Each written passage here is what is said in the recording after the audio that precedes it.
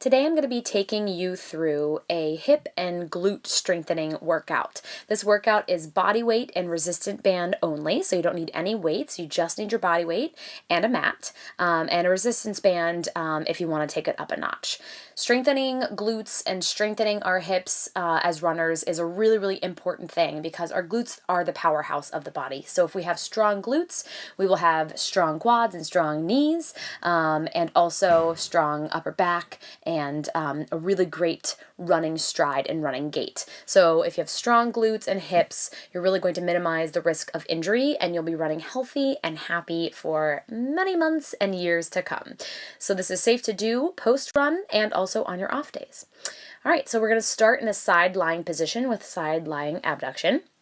So as you can see, I'm laying on my side. My hips are stacked directly on top of one another, and I have my head elevated.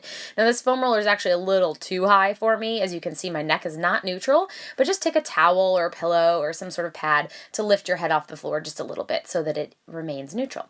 And it's a little bit sped up now, just so you don't have to watch me do 1,000 bajillion of these, but you want to do 30 on one side, 30 on the other side. Again, keeping the foot totally parallel. So you notice that my toe is pointing directly forward, and adding that resistance band really can help to increase the intensity. But if you're just starting out with these exercises, it may be enough without the band, right? And just lowering and lifting that leg and feeling that nice squeeze in the side glute as you go.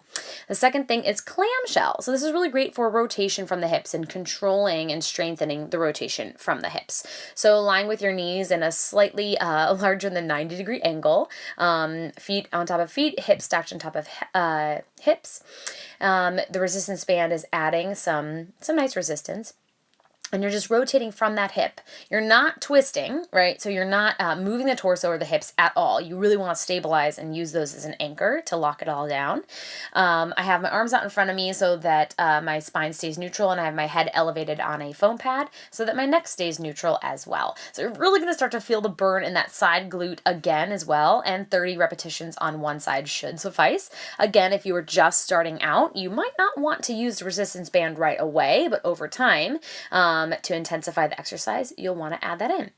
All right, third thing is a single leg glute bridge. So feet are planted on the ground, and then you're going to lift one knee to the chest, and think about tilting your pelvis up and under and thrusting your hips toward the ceiling. Now you don't want to overshoot this because we want to keep a nice neutral spine. So think of it as like almost a lower abdominal crunch as well. You can always play with a little hold at the top, right? You can even hold for 3 to 15 seconds. Really feel the burn.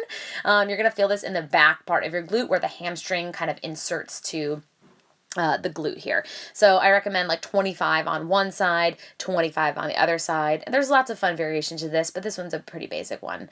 All right, so now we have our sumo walk. This is also called a lateral walk sometimes as well. The band goes above the knees, directly above the knees, so you don't want it on the kneecaps themselves. And 10 steps to the right. The toes are facing directly forward, and your feet are in a nice parallel stance. You're sticking your butt out and a slight bend in the knees. You want to step out as wide as you can, and then bring the foot in half the distance, basically. Now, if you want more, you can add a heavier band to the thigh, and you can add a lighter band to the ankles, and man, this really intensifies the burn. I was kind of dying here. I'm trying to look like I'm not, but I was. And this is just this nice lateral side step where you really want to think about pushing the leg out, starting with the hip. So you're really, again, targeting that side glute.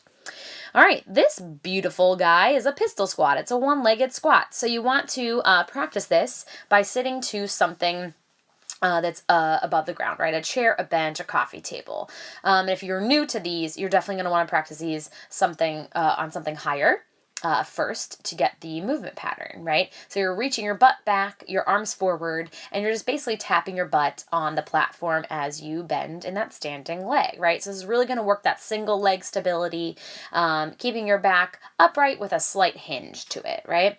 So I recommend doing 8 on one leg, 8 on the other leg. Again, this is just going to strengthen that single leg strength.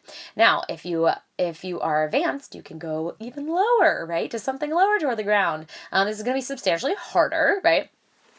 So you might want to reduce the reps on this. Just judge it for yourself and see how successful you are. But again, same scenario, reaching my butt back, tapping the box and then coming back up again. You just want to make sure that that standing knee is not collapsing. It's not caving in toward the midline, that that knee is still staying tracking over that second or third toe.